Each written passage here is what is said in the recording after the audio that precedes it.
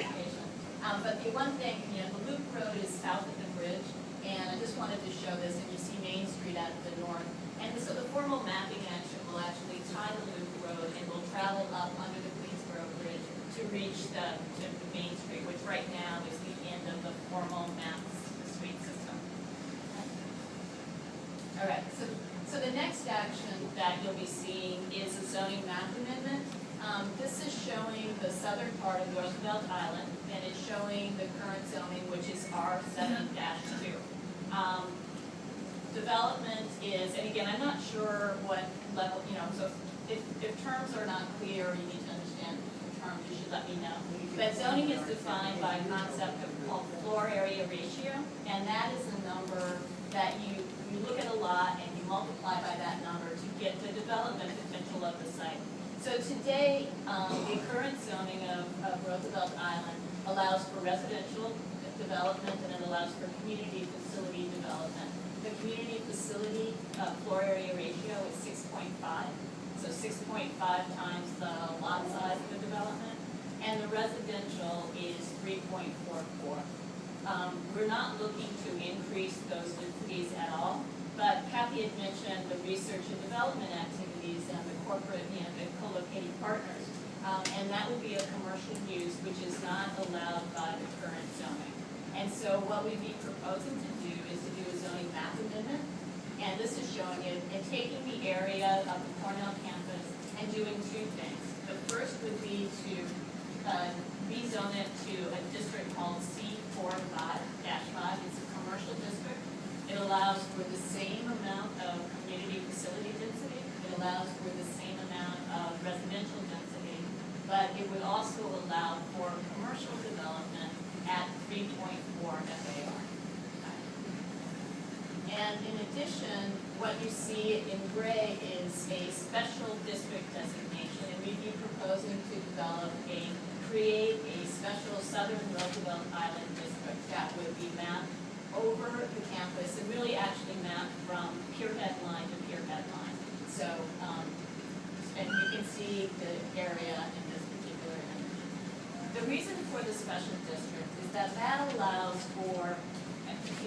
allows us to think about the types of controls that make sense when you're developing an academic campus.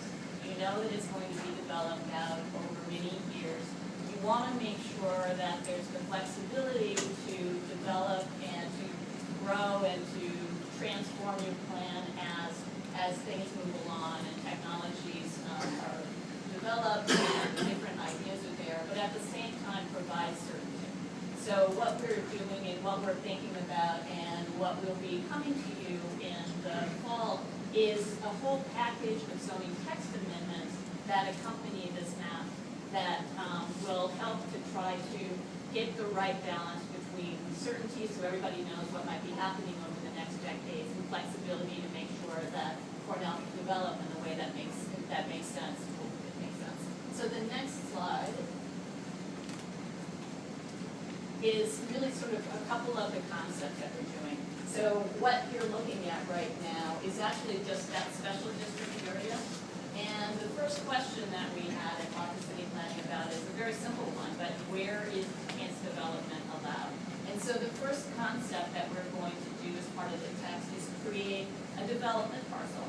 That is the area that exists on the inside of the loop road. And then the waterfront areas would be covered by the zoning, but the only controls that would be available for the waterfront zoning would be that it would be allowed for open recreational uses and effluent. So basically, it would be, the zoning will fix the condition as it exists today in terms of it being open area, and all of the controls in terms of development will apply within the loop road. Some of the things we're thinking about on the next slide. And these are elements that are part of the zoning code. It always talks about use, it always talks about how much you can develop, and it talks about the shape that you can develop. And we're looking at all of those. From a use standpoint, we are, for the most part, we are looking to apply the use controls as they exist in the zone, allowing for commercial, residential, and community facilities. And the only changes that we're looking at, and again, we're in development are things that are sort of targeted to an academic environment. The one additional use that I know that we'll look at is to allow for dry laboratories to be part of it, which is Mary knows this, it's a use group 17B use, it's a manufacturing use, and so that would be a specific use that would be allowed in the special district.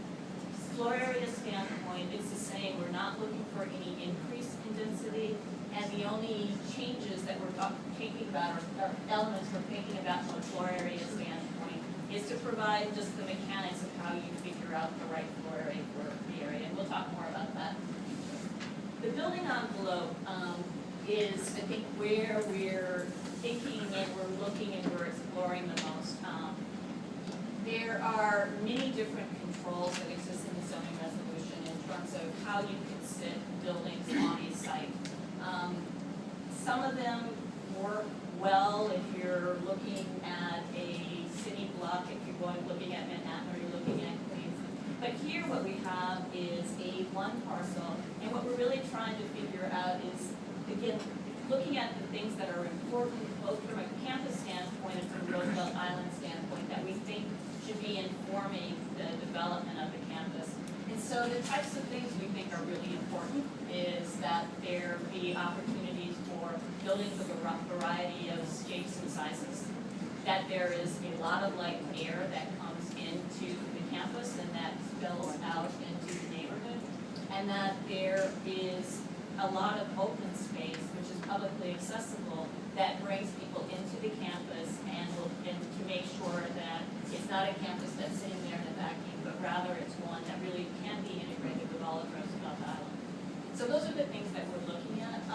The elements that we are thinking about, and again, this is a very broad brush, are concepts of looking at lot coverage for the site as the buildings go farther up, so that you make sure that, one, there's lots of open space at the ground, but also as the buildings get taller, there's less opportunity for the buildings, so there's a good interplay between larger, shorter buildings, or fatter, shorter buildings, and of course, the taller buildings.